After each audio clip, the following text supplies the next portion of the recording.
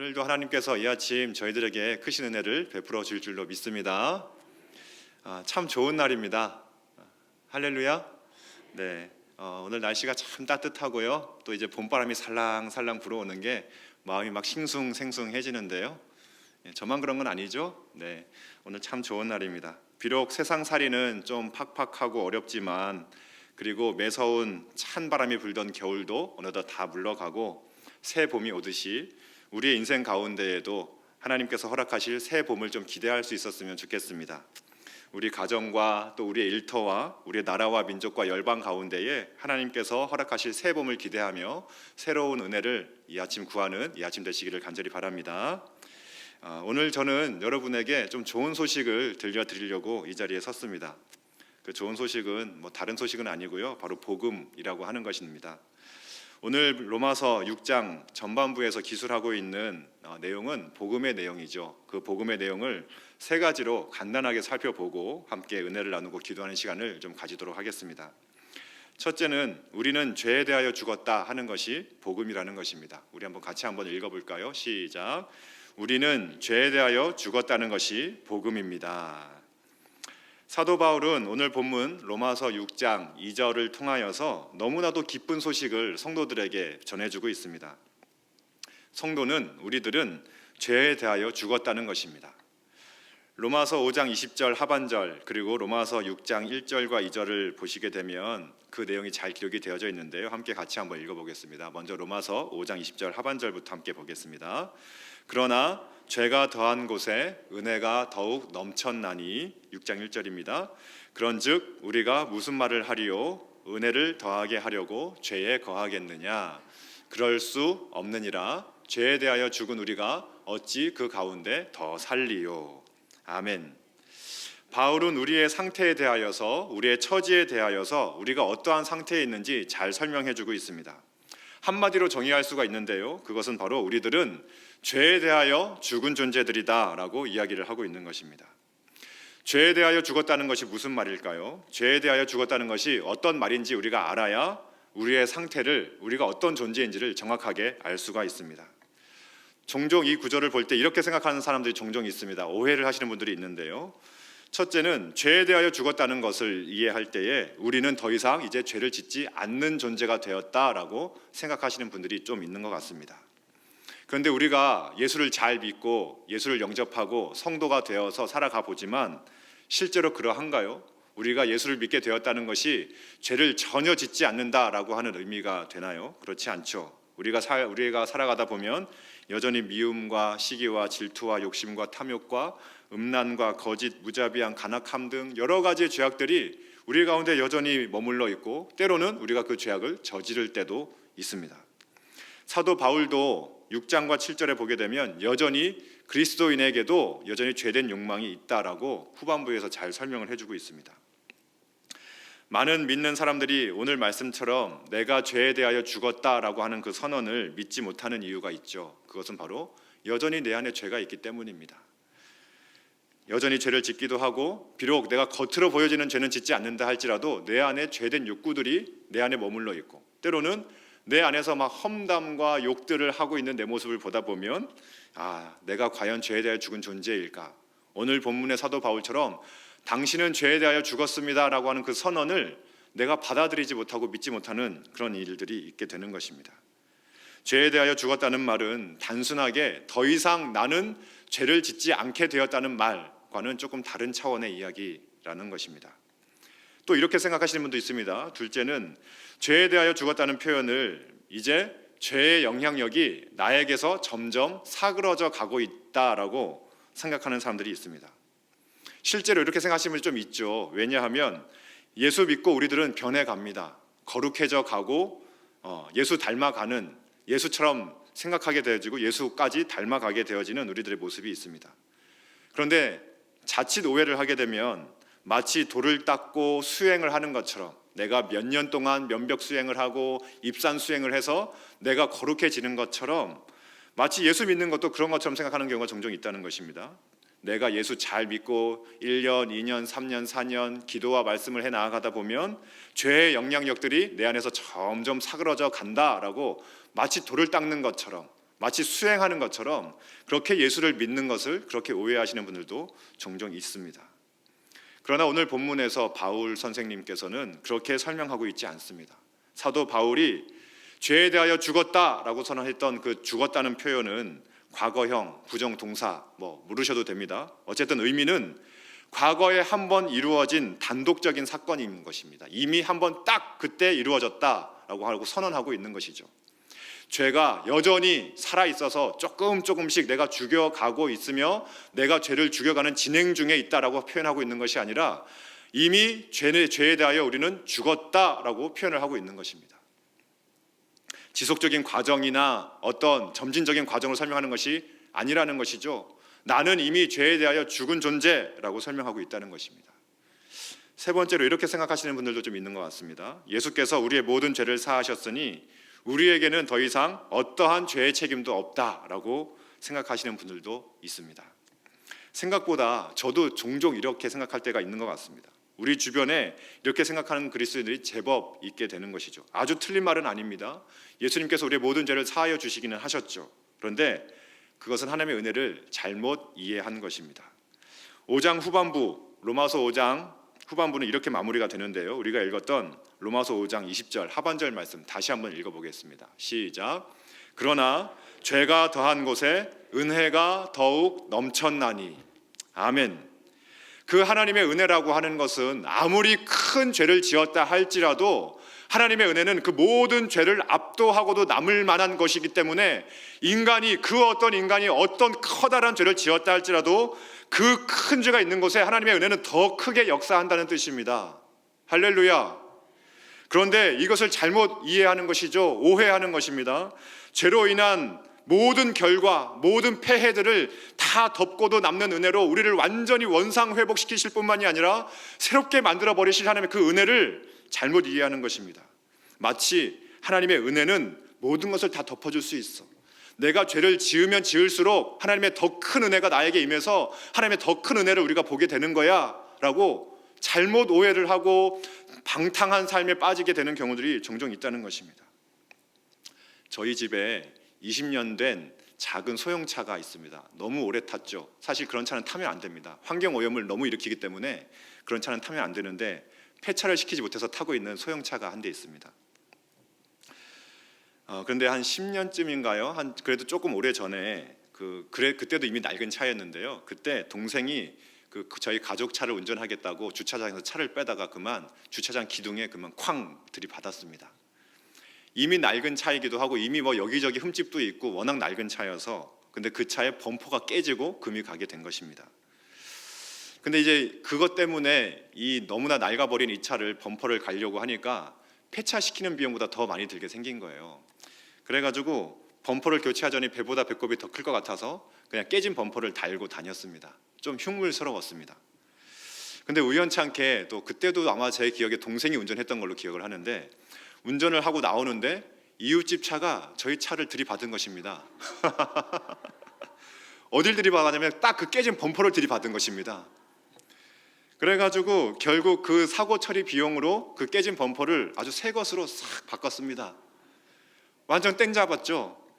그러고 보니까 그때 이런 마음이 들었습니다. 저희 아버지나 저희 동생이나 저나 이런 일이 계속됐으면 좋겠다. 누가 우리 옆 문도 좀 들이받아줬으면 좋겠고 뒤에도 좀 들이받았으면 좋겠다. 차가 워낙 낡았으니까 새 차로 좀 변신시키고 싶은 마음이 있었는데요. 누가 이렇게만 해준다면 내가 아무리 사고를 내고 내가 아무리 막 굴리다가 큰 흠집이 난다고 해도 누군가가 와서 그냥 그걸 다 싹 수리만 해준다면 아무렇게나 막 차 굴려 먹겠다 이런 생각이 막 드는 것이었습니다.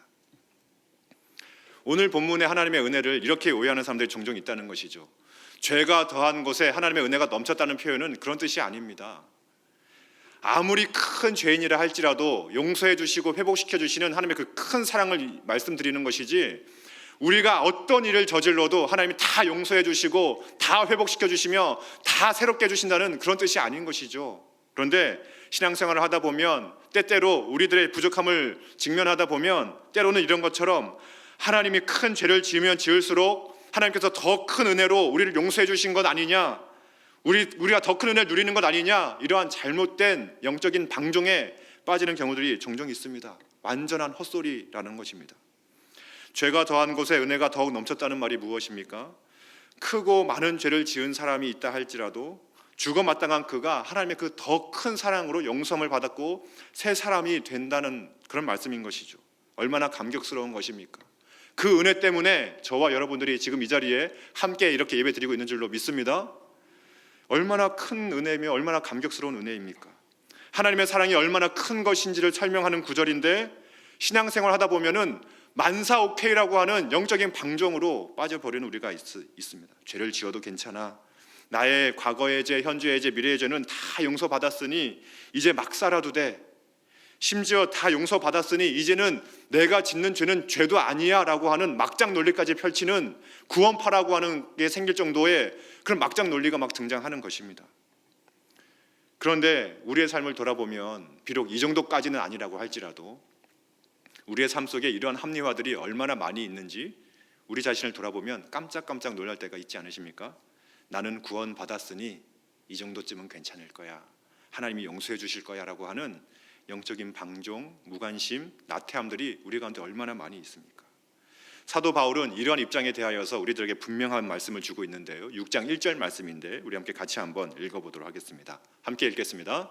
그런즉 우리가 무슨 말을 하리요? 은혜를 더하게 하려고 죄에 거하겠느냐? 2절은 좀 이따 읽겠습니다. 네, 무슨 말일까요?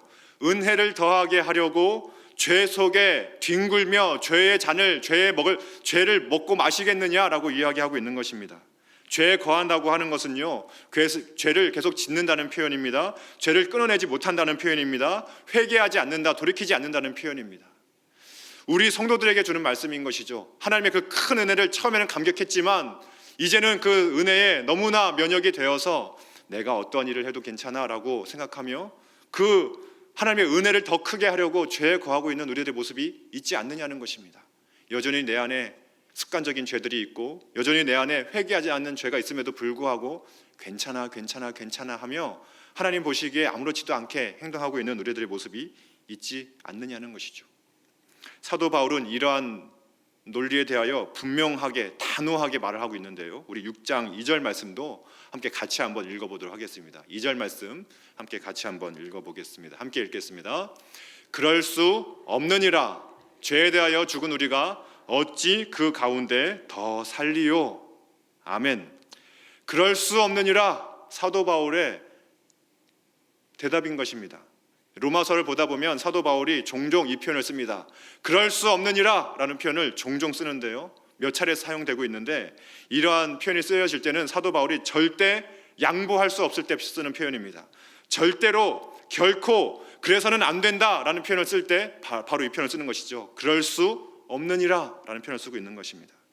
하나님의 은혜를 입은 자는, 하나님의 대속의 은혜가 어떤 것인지 체험하고 깨달은 자는 절대 그럴 수 없다라는 것입니다. 그 이유가 무엇입니까? 이에 대하여 사도 바울은 우리의 존재론적인 대답을 주고 있는 것입니다. 너의 존재가 어떤 것인지, 너의 존재가 무슨 존재인지를, 어떤 존재인지를 분명히 알아라 라고 이야기하고 있는 것이죠. 우리 6장 2절 말씀 다시 한번 읽어보도록 하겠습니다. 6장 2절인데 함께 읽겠습니다. 시작. 그럴 수 없느니라. 죄에 대하여 죽은 우리가 어찌 그 가운데 더 살리요? 아멘. 우리가 어떤 존재라는 것입니까? 그럴 수 없는 이유가 무엇이라는 겁니까? 우리는 하나님을 믿는 우리 성도는 죄에 대하여 죽은 존재이기 때문에 그렇다라고 이야기하고 있는 것입니다. 우리는 죄에 대하여 죽었다는 것이에요. 그래서 더 이상 우리는 죄와 함께 거할 수 없다라는 것입니다. 죄에 대하여 죽었다는 표현은 과거형입니다.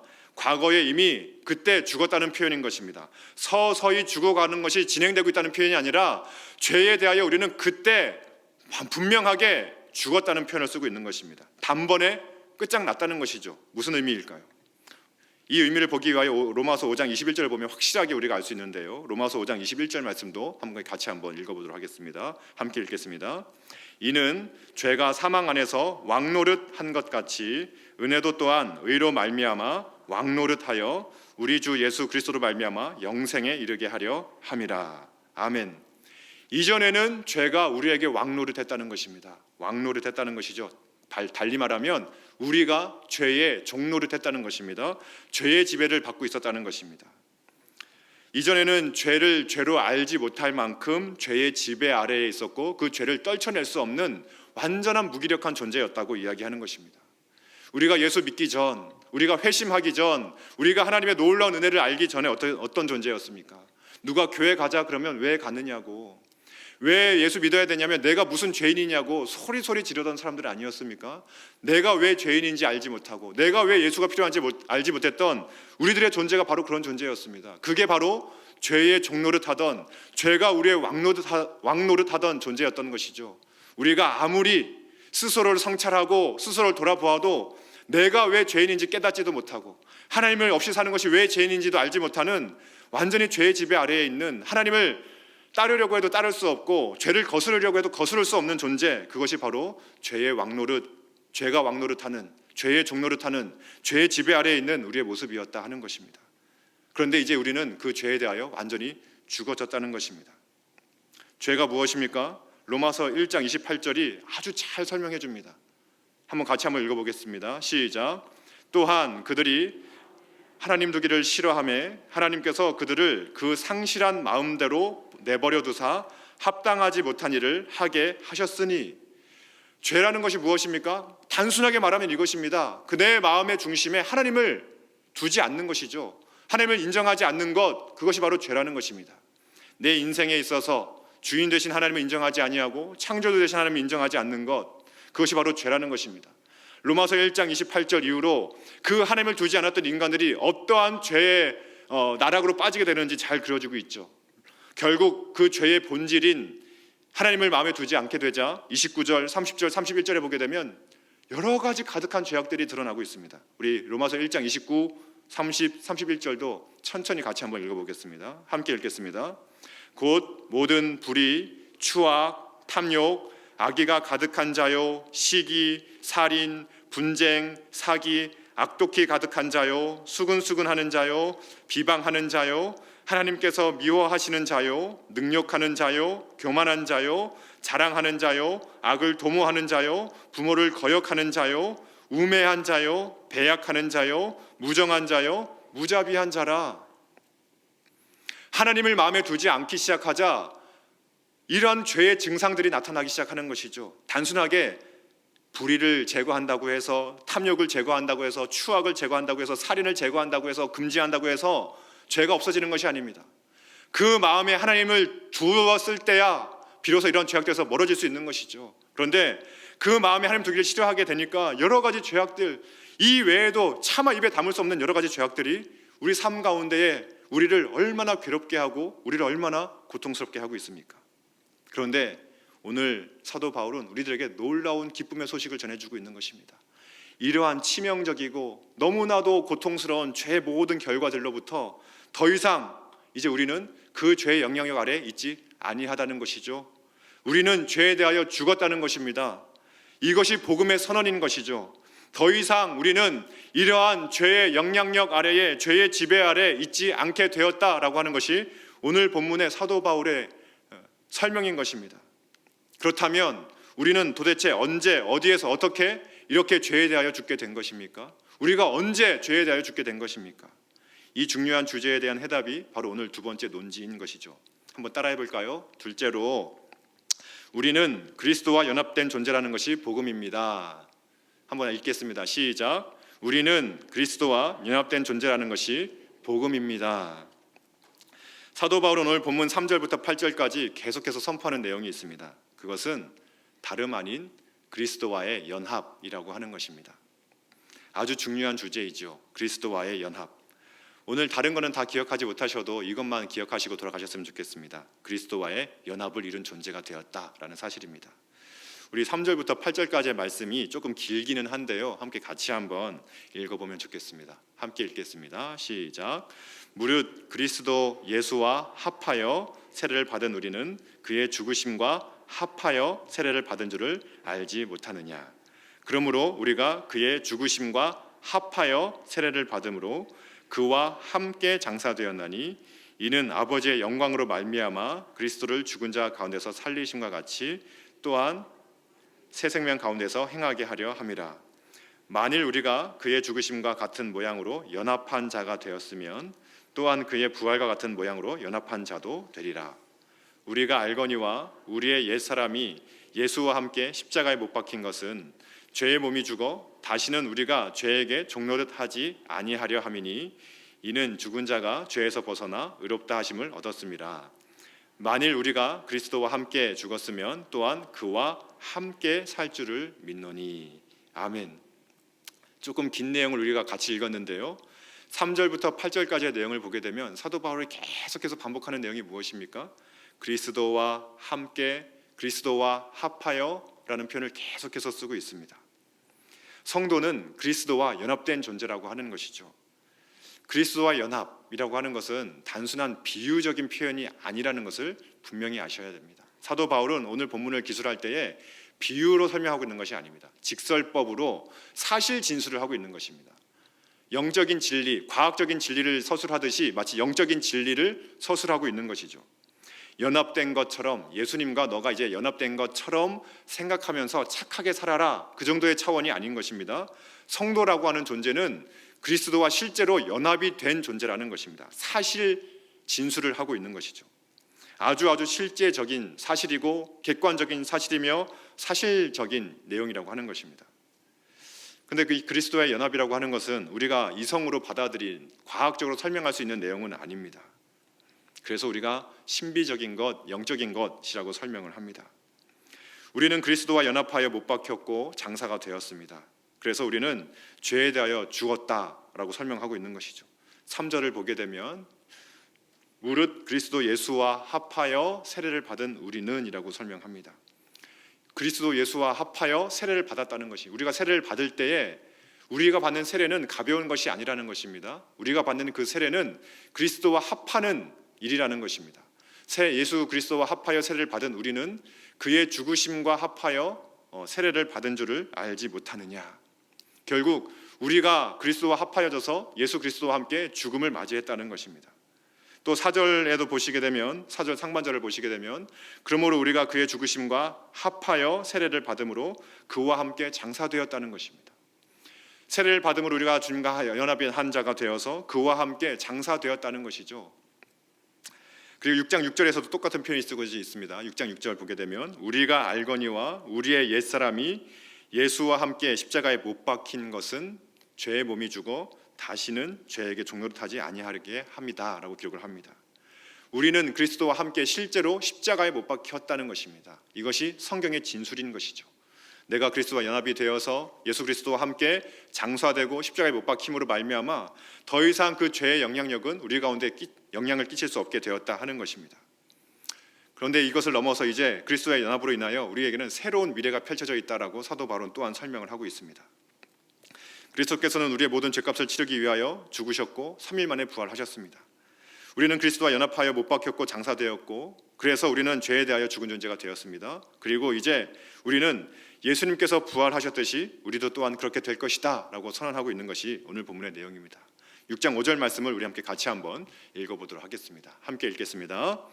만일 우리가 그의 죽으심과 같은 모양으로 연합한 자가 되었으면 또한 그의 부활과 같은 모양으로 연합한 자도 되리라. 아멘. 우리는 그 그리스도와 합하여져서 죄에 대하여 죽은 존재가 되었다는 것이죠. 예수께서 죽으실 때에 우리도 그 죄에 대하여 완전히 죽었다는 것입니다.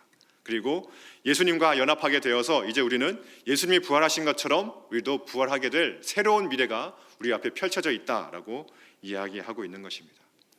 이것이 바로 오늘 사도 바울이 말하고 있는 복음의 세 번째 요지인 것이죠. 바로 세 번째 요지는 바로 이것인데요, 그리스도와 연합한 우리는 새 생명을 누리게 되었다는 것이 바로 복음이라고 하는 것입니다. 우리 함께 같이 한번 해볼까요? 세 번째 한번 띄워주시죠. 셋째로 함께 같이 한번 읽어보겠습니다. 그리스도와 연합한 우리는 새 생명을 누리게 되었다는 것이 복음입니다. 아멘. 죄에 대하여 죽었습니다. 더 이상 우리 죄는 우리를 어찌할 수가 없습니다. 죄라고 하는 것이 사망으로 우리를 끌어갈 때에 더 이상 그 사망은 우리 가운데 어찌할 수 없는 것이죠. 그리고 우리는 그 그리스도와 연합함으로 말미암아 새 생명의 놀라운 축복을 받게 되었고 부활의 놀라운 잔치에 참여하게 될 것이다 라고 이야기하고 있는 것입니다. 사도 바울은 그리스도의 연합을 요약해서 10절과 11절에 이렇게 설명을 하고 있습니다. 마지막으로 함께 같이 한번 읽어보도록 하겠습니다. 함께 읽겠습니다. 그가 죽으심은 죄에 대하여 단번에 죽으심이요 그가 살아계심은 하나님께 대하여 살아계심이니 이와 같이 너희도 너희 자신을 죄에 대하여는 죽은 자요 그리스도 예수 안에서 하나님께 대하여는 살아있는 자로 여길지어다. 아멘. 11절에는 이와 같이라고 기록이 되어져 있습니다. 이와 같이 너희도 라고 설명이 되고 있는데요, 10절에서 예수님이 죄에 대하여 단번에 죽으셨고 하나님께 대하여 살아계심과 같이 이와 같이 똑같이 예수를 믿는 성도도 죄에 대하여는 죽었고 예수 안에서 하나님께 대하여 살아있는 자가 되었다라고 설명하고 있는 것입니다. 아멘이시죠? 예수님이 십자가에 달려 죽으셨고 부활하신 것과 같이, 꼭 그와 같이 우리도 예수님과 함께 십자가에 달려 죽었고 그리하여 우리의 모든 죄의 문제는 해결되었으며 예수님이 부활하신 것과 같이 우리도 하나님께 대하여 살아있는 자가 되었다라고 설명하고 있는 것입니다. 할렐루야. 죄와 사망은 죽으시고 부활하신 예수 그리스도에게 어떠한 영향력을 발휘할 수 없는 것처럼 마찬가지로 예수 그리스도와 연합한 우리에게도 죄라고 하는 것은 어떠한 영향력과 어떠한 권한을 행사할 수가 없습니다. 로마서 6장 6절에서는 사도 바울이 이렇게 이야기하죠. 우리가 알거니와 우리의 옛사람이 예수와 함께 십자가에 못 박힌 것은 죄의 몸이 죽어 다시는 우리가 죄에게 종노릇 하지 아니하려 함이다 라고 기록을 합니다. 죄는 더 이상 우리를 지배하지 못한다는 것입니다. 왕노릇하지 못한다는 것이죠. 아담에게 속했던 나의 옛 자아는 죄가 무엇인지도 알지 못했고 반역이 무엇인지도 알지 못했던 우리들이었지만 그 마음에 하나님은 두기를 싫어했고 온갖 죄악을 저질렀던 우리들이었지만 사망으로 끌려가고 있었던 우리들이었지만 이제 그 옛사람은 다 죽었다는 것입니다. 그리고 이제 우리는 하나님께 대하여 산 자가 되었다는 것이죠. 그것이 사도 바울이 선포하고 있는 내용입니다. 너희도 너희 자신을 죄에 대하여는 죽은 자요 하나님께 대하여는 살아있는 자로 여길지어다 라고 선포하고 있는 것입니다. 제가 한번 여러분들에게 여쭤보겠습니다. 여기 앉아 계신 우리 귀한 권사님 또 우리 귀한 집사님께서는 죄에 대하여 죽으셨습니까? 아멘이십니까? 자신 있게 대답하실 수 있으십니까? 죄에 대하여 죽었다는 것이 무엇입니까? 성경에서 죽음이라고 하는 것은 단절된 관계를 의미하는 것입니다. 죄의 결과가 죽음이라는 것이죠. 여러분이 실생활 가운데에서 관계가 끊어진 사람들과 함께 있으면 어떻습니까? 저는 그렇더라고요. 관계가 끊어진 사람과 함께 있기가 굉장히 불편하더라고요. 밉고 싫고 막 부하가 치밀고 막 이런 일들이 아직 성화가 덜 돼서 제가 그렇습니다. 관계가 끊어졌다고 하는 것은 그런 것이죠. 불편한 것입니다. 싫어지는 것입니다. 부모와 자식 간에 그러면 안 되지만 단절된 관계가 있습니다. 그러면 그 단절된 자식은 부모와 함께 있는 것이 불편해지는 것입니다. 부부 사이가 단절되면 그렇게 사랑하던 남편과 아내였지만 서로 함께 있는 것이 불편해지기 마련인 것입니다. 중마고로 함께 절친처럼 지내오던 친구가 단절되어져 버리면 그 친구와 있는 것이 너무너무나도 싫어지고 불편해지는 것입니다. 마찬가지로 하나님과의 관계가 단절된 사람은 하나님이 불편해지고 싫어지는 것입니다. 이것이 바로 죄의 결과라고 하는 것이죠. 불편한 정도를 넘어서 어떤 사람은 심한 거부 반응을 일으키며 경기를 일으킬 정도의 거부 반응을 일으키는 사람들도 있습니다. 교회 가자고 하면, 예수 믿어야 된다고 하면, 기도하자고 하면 손사래를 치고 난리법석을 떨며 소리를 지르는 사람들도 있습니다. 왜 그렇습니까? 하나님과의 관계가 끊어졌기 때문입니다. 하나님 앞에서 죄를 지어서 하나님과의 관계가 단절된 아담과 하와는 하나님이 불편해지기 시작을 했습니다. 늘 동산을 거닐며 하나님의 음성을 들었던 그 아담과 하와가 죄를 짓고 나니 이제는 하나님을 피하고 싶었고 불편해지기 시작했고 결국 하나님께서 아담아 내가 어디 있느냐라고 물어보실 때에 아담은 숲풀 사이에 숨어버렸습니다. 우리 주변에도 하나님과의 관계가 끊어져서 하나님을 불편해하는 사람들이 꽤 많이 있습니다. 어떤 사람은 짜증을 내고 어떤 사람은 화를 내고 어떤 사람은 심한 거부 반응을 보이기도 합니다. 우리들도 다르지 않았던 존재들이었습니다. 우리는 아담에게 속한 옛 자아를 통하여서 하나님과의 관계가 끊어진 존재였습니다. 하나님이 미웠고 하나님이 싫었고 그저 하나님을 마음에 두기 싫어했던 것이 우리들의 모습이었습니다. 그런데 이 끊어진 관계를, 불편한 관계를, 미움의 관계를, 원수의 관계를 이어주시고 회복시켜주신 분이 계십니다. 그분이 누구입니까? 바로 우리 예수님인 것이죠. 예수님께서 십자가에 달려 죽으심으로 인하여 우리는 더 이상 하나님과 원수가 되지 않을 수 있게 된 것입니다. 더 이상 우리는 이제 하나님이 불편하지 않습니다. 우리는 더 이상 하나님이 싫지 않습니다. 우리는 더 이상 하나님이 거부감이 들지 않습니다. 아니죠. 그 정도 차원이 아니죠. 이제는 하나님이 좋습니다. 너무너무 좋은 것입니다. 하나님과 늘 항상 함께하고 싶은 것이 우리들입니다. 하나님과 한날 한시도 함께하지 않으면 막 마음속에서 막 사모함이 생기는 것이 우리들입니다. 할렐루야. 왜 그렇게 되었습니까? 우리가 이제는 죄에 대하여 죽었기 때문인 것입니다. 그리고 하나님과의 관계가 회복되고 하나님께 대하여 살아있는 자가 되었기 때문입니다. 죄에 대하여 죽었다는 것은 이제는 우리는 죄가 싫어져야 되는 것입니다. 죄가 불편해져야 하는 것이죠. 그리고 하나님을 소망하며 하나님의 영광을 구하는 것이 우리 안에 기뻐져야 하는 것입니다. 그것이 바로 살아있는 사람, 죄에 대하여 죽은 사람, 하나님께 대하여 살아있는 사람의 특징인 것입니다. 로마서 1장 4절에서는 이렇게 기록합니다. 하나님께 대하여 살아있는 자의 모습인데요, 우리 함께 같이 한번 천천히 읽어보겠습니다. 로마서 5장 1절로 4절까지의 말씀인데요, 함께 같이 한번 읽어보겠습니다. 시작. 그러므로 우리가 믿음으로 의롭다 하심을 받았으니 우리 주 예수 그리스도로 말미암아 하나님과 화평을 누리자. 또한 그로 말미암아 우리가 믿음으로 서 있는 이 은혜에 들어감을 얻었으며 하나님의 영광을 바라고 즐거워하느니라. 다만 이뿐 아니라 우리가 환난 중에도 즐거워하나니 이는 환난은 인내를, 인내는 연단을, 연단은 소망을 이룬 줄을 알미로다. 아멘. 하나님과의 관계가 회복된 사람, 하나님께 대하여 살아있는 사람은 어떻습니까? 하나님의 영광을 구하는 것이 기뻐지는 것입니다. 이전에는 내 자아가 숭배받는 것이 좋았고 내가 영광을 받는 것이 좋았다면 이제는 내가 미천해지고 내가 쇠하여진다 할지라도 하나님만 영광을 받으실 수 있다면 그 삶을 내가 살아가는 것입니다. 그것이 죄에 대하여 죽고 하나님께 대하여 살아있는 삶의 모습인 것이죠. 또 환난도 즐거워한다고 기록을 하고 있습니다. 하나님을 위하여 받는 환난, 이전에는 내 명성이 조금만 망가지면, 내 이름에 조금만 누가 욕을 하면, 내 계획된 인생이 조금만 어그러지면 화가 나고 분노했던 인생이었습니다. 그런데 이제는 하나님을 위하여 내가 고통과 환난을 당한다면 그 환난마저도 내가 기쁨으로 즐거워할 수 있게 된 존재가 되었다는 것입니다. 그것이 바로 죄에 대하여 죽고 하나님께 대하여 살아있는 자의 모습인 것이죠. 인내할 수 있게 되었습니다. 그리고 그 인내를 연단의 과정으로 알고 즐거워할 수 있게 되었습니다. 이것이 바로, 그리고 그 이후에 최종 그 연단이 소망을 이루는 줄을 알게 된 사람, 그래서 어떠한 상황 속에서도 더 이상 분노와 더 이상 다툼과 더 이상 어떠한 그렇게 사는 것이 아니라 이제는 하나님 안에서 평안과 감사와 기쁨으로 살아갈 수 있는 존재, 그것이 바로 죄에 대하여 죽고 하나님께 대하여 살아있는 자의 모습인 것이죠. 이것이 그리스도와 연합한 구원받은 자의 특징이라고 하는 것입니다. 여러분들은 어떠십니까? 저도 오늘 말씀을 준비하면서 많이 돌아보게 되었습니다. 나는 어떤 존재인가?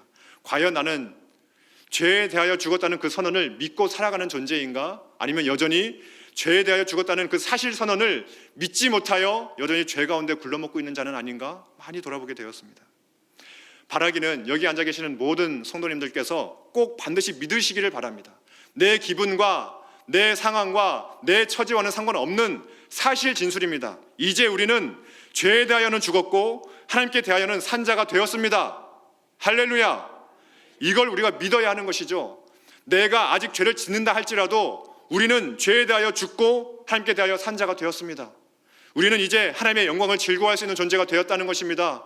이제는 환난조차도 즐거워할 수 있는 존재가 되었다는 것입니다.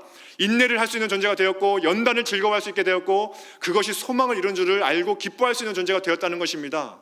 그것이 바로 우리라는 것이죠. 죄에 대하여 죽었다는 것은 이제는 더 이상 죄가 싫어져야 되는 것입니다. 죄가 불편해져야 되는 것이죠. 비록 내가 또 죄를 지을 수는 있습니다. 또 연약하고 너무나 부족하여서 또 죄의 유혹에 넘어질 수는 있습니다. 그런데 아무런 꺼리낌 없이 불편함 없이 죄에 대한 미움 감정 없이 그것이 너무나 달고 맛있고 그것이 나에게 너무나 즐거움을 준다면 나는 과연 죄에 대하여 죽은 존재인가 돌아보아야 되는 것이죠. 죄와 함께 거하는 것이 심한 거부 반응이 일어나야 되는 것입니다.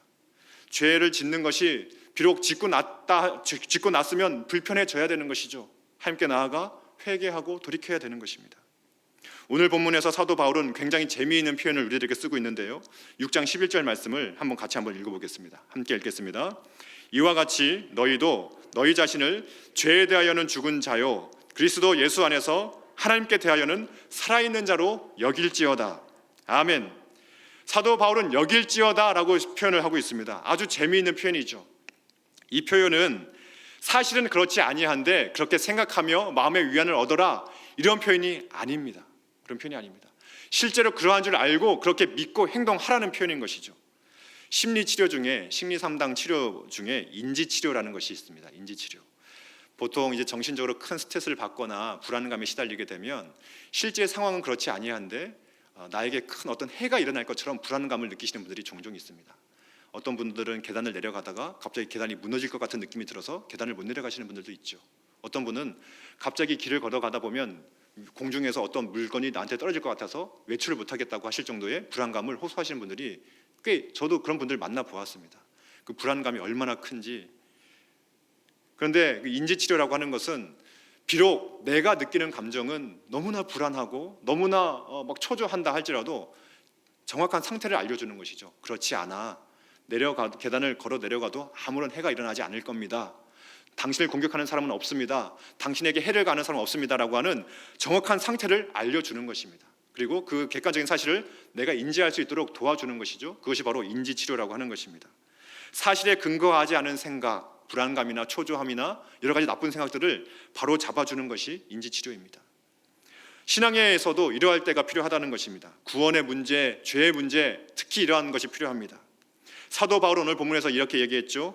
너희들은 죄에 대하여는 죽은 자요 하나님께 대하여는 살아있는 자로 여길지어다. 무슨 말입니까? 너의 상태는 비록 죄 가운데 거하고 있고 너의 마음속에 죄로 인한 불안감과 두려움이 있을지라도 너는 분명히 예수 그리스도를 말미암아 죄에 대하여 죽은 존재야. 믿고 받아들이고 그렇게 알고 행동하거라 라고 이야기하고 있는 것입니다. 그리고 하나님께 대하여는 살아있으니 그 누가 너를 참소한다 할지라도 그 참소에 속지 말고 하나님께 담대히 나아가거라 라고 이야기하고 있는 것입니다. 그것이 바로 오늘 본문의 핵심인 것이죠. 내 기분은, 내 감정은 여전히 내가 죄에 대하여 죽은 것 같지 않을 수 있습니다. 더더욱 하나님께 대하여는 살아있는 것 같지 않을 수 있습니다. 여전히 내 안에 악한 죄악된 생각들이 자리 잡고요, 내 안에 나쁜 생각들이 막 누가 속삭이듯이 내 안에 귀에다 대고 속삭이듯이 막 나쁜 생각들이 막 생각날 때가 있습니다. 실제로 내가 죄악을 저지르기도 합니다. 그래서 늘 자책하는 인생을 살아가기도 합니다. 그런데 사도 바울이 하는 말은 비록 그럴지라도 살아있는 자로 여길지어다 라고 하는 것은 실상은 죄에 대하여 죽지 않았는데 살아있는 자처럼 여기라는 것이 아니라 죄에 대하여 죽으려고 애쓰라는 말도 아니라 우리는 죄에 대하여 이미 죽었으니 그 사실을 믿고 늘 하나님께 나아가 새 소망의 삶을 살아가라 라고 이야기하고 있는 것이죠. 사랑하는 여러분, 여러분의 인생 가운데에 어떠한 죄책감과 어떠한 죄에 대한 두려움이 있으십니까?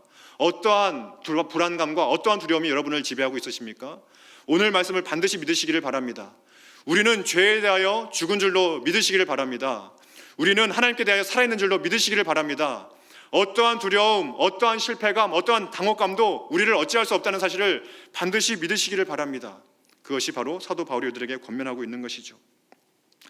제가 한 2년 전인가요, 3년 전인가요, 한번 다리를 다친 적이 있습니다. 아마 기억하시는 분들도 계실 텐데 제가 운동을 하다가 크게 심하게 운동한 것도 아닌데 아킬레스건이 그냥 똑 끊어져 버리고 말았습니다. 그래서 아킬레스건이 우리 인체 중에서는 가장 큰 힘줄이거든요. 그게 끊어지니까 오른쪽 아킬레스건이 끊어졌는데 아예 걷지를 못하는 거예요. 힘이 안 들어가는 거예요. 그래서 제가 깁스를 하고 병원을 몇 번씩 왔다 갔다 하면서 의사 선생님이 이제 엑스레이도 찍어주면서 아킬레스건이 잘 붙었습니다라고 이야기를 하는 겁니다. 근데 제가 그걸 믿을 수가 없는 거예요. 여전히 힘은 안 들어가는 것 같고 여전히 잘못 걸으면 아킬레스건이 또 끊어진 게 더 끊어질 것 같은 느낌이 들어서 한동안 의사 선생님이 이제는 운동을 해도 되고 이제는 뛰어도 된다고 얘기를 하시는데 제가 한동안 걸어 다녔습니다. 할 수만 있으면 차를 타고 다녔습니다.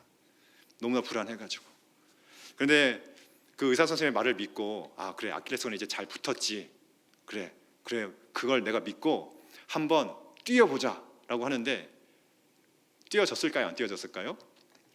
뛰어지는 거예요. 제 마음에는 여전히 제가 뛰면 여전히 안 될 것 같은 불안감이 내 안에 있지만 뛰니까 뛰어지는 것입니다. 힘을 무거운 걸 들고 짐을 지고 계단을 올라가 보는데 올라가지는 것이에요. 제가 그때 오늘 말씀을 깊이 묵상하게 되었습니다.